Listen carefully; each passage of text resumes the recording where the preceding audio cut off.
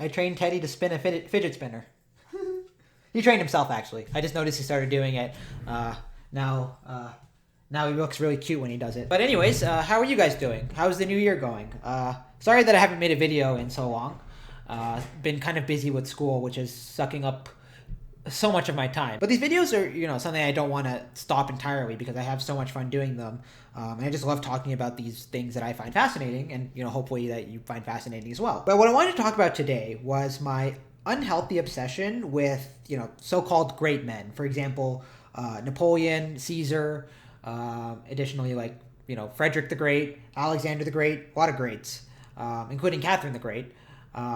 And also, my favorite is Admiral Yi Sun-Qian. So if you don't know who that is, look it up because he's really badass. Actually, no, I'll just link something below. It's probably unreasonable to expect you to look that up yourselves, unless you're fluent in Korean. Anywho, whereas a lot of people are addicted to drugs and video games and, can't stop that behavior, I can't stop watching Napoleon documentaries on YouTube. Honestly, I'm addicted to it. I just watch them over and over again. And just given the amount of time I dedicate to it, I would consider it unhealthy.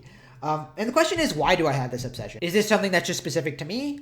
Probably not. In fact, it seems that in general, we do have a fascination with the so-called great men. The obvious answer is that these great men were important historical figures. That's why we're obsessed with them. But I think it actually goes a lot further than that. And that this kind of obsession emanates from something more fundamental within the human psyche. These great men and these great personalities, and they don't include just, political figures and stuff, but anybody you kind of admire, like an admired person.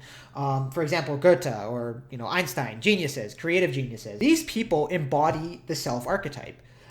And because they embody the self archetype, our minds naturally gravitate towards them. Today, I want to specifically focus on those political leaders because I think they're the most interesting by far, and they can also tell us a lot about the self archetype and its kind of psychobiological origins. Because I always like to approach archetypes and the idea of archetypes from the kind of evolutionary standpoint and think about what was it in our evolutionary past which this archetype function, what function it served. And that's actually how we get at its roots because, the more we understand, what a human fundamentally is at a genetic level, the more conscious we'll be of ourselves. And, I consider that a good thing, in case you didn't know.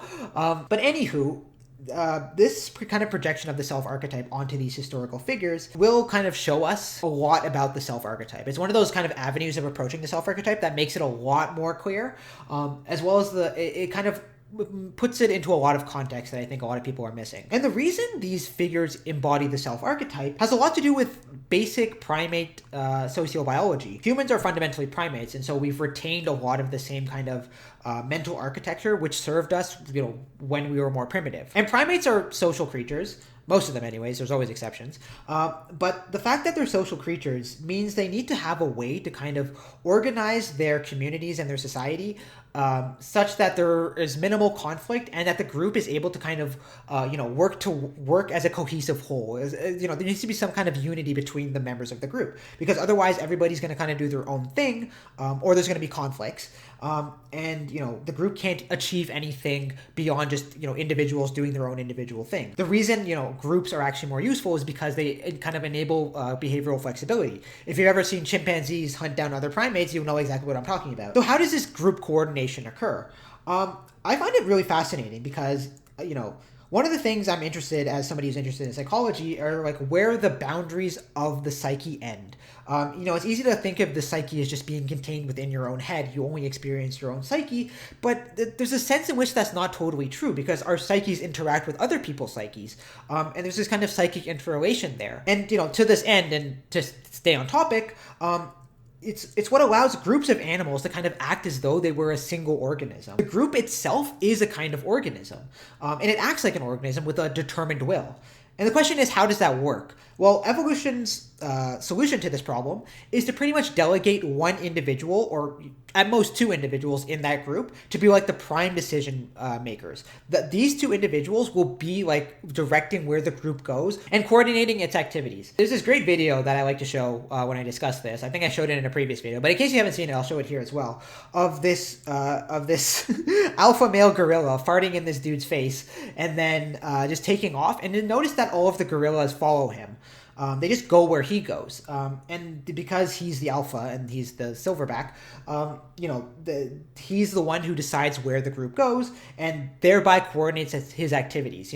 He's not merely a tyrant. He's just kind of the psychological mechanism which allows the group to stay together as a cohesive unit. It's because all of the prime decisions are delegated to one individual, and that individual then directs the group. And this is how the group is able to act like a cohesive unit, like a single organism. But notice that it relies on that alpha male at the top. Because his decisions ultimately become the group's decisions. And so in a way, his psyche is kind of like emanating into their other psyches. I know that's a weird way to put it, but if you think about it, it kind of makes sense. Because his mind is the thing which directs where the group goes and its activities and what it does. It's almost like the rest of the group are just subunits of his mind, if that's a way to put it. I'm having difficulty coming up with the metaphors to really illuminate what's going on here because it's actually really profound. But anyways, they're actually very complicated chemical mechanisms which are in play here, and they're very sophisticated, and I can't I can't explain every single serotonin circuit, but what I will do is, roughly speaking, explain how this works, and that is that whoever's the alpha, and there's a lot of biological factors that go into deciding who the alpha is, including who the most dominant individual is and who's able to kind of fight for that top position, but once they're at the top, their brains change. The brain of a person who's at the top of a hierarchy is different from the brain, the neurochemistry of a person who's lower down on the hierarchy. And the most basic neurochemical difference is that which involves serotonin. And this is very roughly speaking, but those who are at the top of the dominance hierarchy tend to produce more serotonin in their brain. Now, serotonin does a lot of things. It's again, this is very complicated, but one of the things that it definitely does do is it kind of enables a greater degree of cognitive flexibility. Your brain seems to be more, interconnected and more communicative when there's a lot more serotonin present. Whereas if there's less serotonin present, your brain is in kind of a less flexible state. You're not able to be very cognitively flexible. And there may be a purpose to this. The reason your brain isn't cognitively flexible when you're low on the dominance hierarchy is because you've already delegated most of your decision-making function to the alpha male anyway. So your brain doesn't need to be in this hyper-complicated state where it's communicating and, very cognitively complicated. It can be in a kind of more relaxed state. But whoever's at the top, because of this additional serotonin in their brains, they're able to think more flexibly because the role kind of demands it. They need to be in that kind of that headspace where they're able to think more flexibly because of the fact that they're the one who makes the group's decisions. Ultimately, everything rests on them. So if they make a bad decision, everything will go to shit. So it's very imperative that whoever's on the top is in a kind of different brain space compared to everybody who's inferior. Now, if I bring it back to purely human societies, I basically was talking a bit about human societies when I was talking about primates, because we basically are also like this. We also have hierarchies in which we view somebody at the top, and this is actually necessary in order for a group to do anything important. There needs to be somebody at the top ultimately directing things in order for like a group of people to do something much more productive. But another consequence of this kind of restricted brain state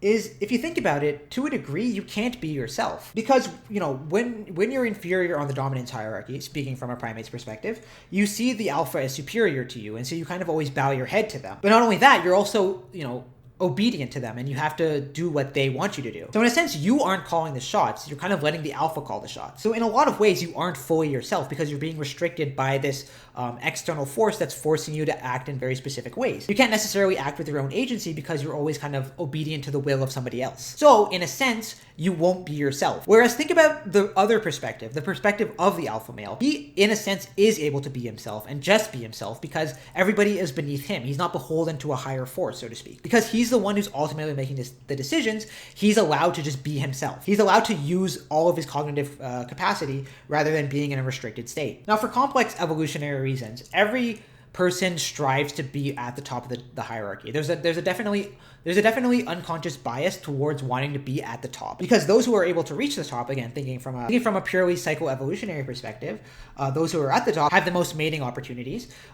So they, those genes can get propagated more. The genes with the kind of natural predisposition to want to be at the top will be perpetuated more. And also the top is just a secure position, So in a sense, all of us start as in this restricted state. So think about like just growing up with your family. You had adults around you who you kind of had to be obedient towards because naturally you just want to follow the leader. But because of this, you can't just necessarily be yourself. It's only when you kind of attain a measure of independence that you're able to be yourself. But again, this natural desire to want to be at the top it explains to a large degree why we admire those who are at the top. So in a sense, there's this internal struggle going on where we want to kind of be who we are fundamentally, but we can't necessarily do that because we're always beholden to somebody who's higher, somebody who's like an authority figure who imposes their will upon us. Now, in human societies, this principle of the alpha male has been kind of metaphysically extended. By that, I mean we've created metaphysical alpha males, to be frank, such as God and the idea of God. And now you're beholden to a God. The reason you don't, sin is because God is watching you. There actually is like a good, biological explanation for why humans created the idea of God, in that it served a very specific social function, which was to extend groups by an extraordinary factor, because you're able to kind of carry your alpha male with you, whereas in primate societies you would need to be near the alpha male for his influence to kind of have an effect upon you. And everybody is fundamentally beholden to some higher authority. Not everyone, but technically I'm beholden to Justin Trudeau as a Prime Minister of Canada. He's like the one who runs things around here. But as humans, we've metaphysically extended this principle to such a degree that it's taken on this high degree of complexity. For example, the concept of the law. I'm beholden to the law because I believe in the law. So it kind of has this restricting influence upon my behavior in a very similar way to how like alpha males are able to control the group. But of course, there's always this internal striving within every person, within every society, to kind of break the bounds of society and not just be beholden to society's rules and laws, but to be oneself, just free from society's rules. But think about this problem logically, because the only way to really be yourself and be free from society is, well, either you live independently in the woods somewhere, or you become a kind of alpha male who rises to the top and then can decide the laws. And this is precisely why we're so interested in great men like Caesar and Napoleon, because during their times, they just decided the rules and laws. Napoleon completely transformed France and just decided that like whatever he thought made sense would now be the law. So everybody was beholden to him. So in a sense, he was able to be himself at the expense of everybody else. And again, the reason we're so gripped by somebody like Napoleon is, in a sense, we can see ourselves also reaching that height and being free from the shackles that are always enclosing around us and constraining our behavior in various ways. That's why we see somebody like Napoleon and somebody like Caesar and Yi Sun-sin as kind of these models that we ought to emulate, because we want to get to that position, because again, our psychobiological evolution kind of predisposes us to want to be there. Even if you think that's a bit crude and a bit kind of it paints human psychology in an ugly way, it's fundamental. It really is, because every individual strives to be kind of the alpha male because we have those genes inherited from other alpha males who rose to that position. We are basically the descendants of alpha males. And if we speak more specifically about the self archetype, I know I'm like jumping between topics here and there, but that's how I like to do things. So, and also that's how I noticed that, sometimes it's actually more interesting if I just jump from topic to topic. But anyways, to get more specific about the archetype of the self itself, I describe this as a kind of internal mechanism which allows the psyche to kind of bridge itself. You can think of the psyche as being in a state of disrepair on occasion, and the purpose of the self archetype is to kind of bring things back into alignment so that everything functions optimally. And you can probably see right there some parallels between that and the concept of the alpha male, because the self encompasses the entire psychic realm, all of your entire psyche. But as we've shown before, it's really only possible to be your entire psyche when you're in a position at the top. Now, not necessarily at the top. You can also just be somebody like Nietzsche who goes their own way, a true Übermensch who just goes their own way and decides their own morality, even if they didn't have like a big influence on history per se. I'd say Nietzsche had a big influence on history, but not the way Napoleon did, for example, and not the way like Caesar did. But nevertheless, somebody like that who's not beholden to higher principles, such a person is able to be themselves. They're able to use the entirety of the psyche, the whole psyche, rather than just the part of the psyche that's beholden to a higher authority. And again, it's really clear when you think about how people like Caesar and Napoleon just decided to just completely change society, the way society functions in accordance with themselves. But we have to think about kind of like the complex psychological things that are going on here. I plan to make another video in the future that specifically like looks at one individual and their influence on society. But the thing that I want to focus on, there's a couple things I want to focus on. The first thing is the fact that somebody like Napoleon is able to grip the masses because they're in this superior position. We all see ourselves in Napoleon, so while Napoleon was alive, he was able to sway the masses to such a degree, kind of utilizing the self-archetype. And he kind of, again, I explained this before, but he kind of presented himself as a messianic figure to utilize that kind of powerful psychological influence that the self-archetype has upon our minds. By embodying the self-archetype, he was able to grip the minds of so many people and make them do insanely stupid things. Like, obviously his invasion of Russia was a stupid decision, but like, just think about the fact that this guy who got exiled comes back to the country and you still follow him. Like 200,000 soldiers fought for Napoleon after he returned from his exile. Like, what? You know what I mean? Like, there has to be a good reason why we're so easily gripped by people like that. And again, the reason is the self-archetype. We see in Napoleon what we could someday be in the future. But more specifically, we see somebody who just doesn't care about the rules. Like, who doesn't care about rules. He's not beholden to any higher rules.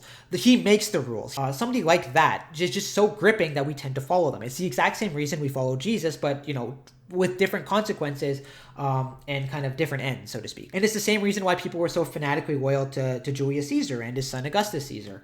I explained this in an earlier video. But the amazing thing is that, like, these individuals who are able to be themselves, their selves begin to emanate, throughout culture. Because of the fact that they're setting the rules, they're steering society in the kind of direction that they choose.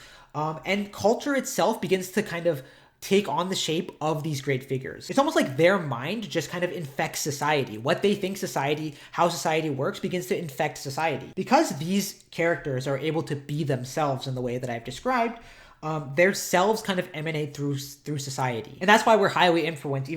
So for example, think about Julius Caesar. The calendar that we use is basically the same calendar that he designed. So like, you can see what I mean when I say like they themselves, that parts of their psyche begin to kind of influence society and kind of, have their marks on society. It's incredibly fascinating and like truly mind-boggling. That's why, again, this is one of the reasons I say Aeon is just one of my favorite books, is because of stuff like this and explanations like this. So you may be thinking like, okay, but what about somebody like Jesus, who clearly wasn't like an alpha male in his time? Jesus also embodies the self-archetype because, and to a much more powerful degree because of, for reasons which I've explained before. But essentially, imagine the Son of God walking amongst us, like a human being who's the Son of God, and he is only beholden to this higher God. He's not beholden to the Roman laws and to society as it was then. This was a person who was really themselves, and people found that immensely inspiring. In fact, he was so much himself that he came into conflict with Roman law and was executed by the Romans. So it's not necessarily somebody who's at the top of the dominance hierarchy, more or less somebody who isn't beholden to a higher authority,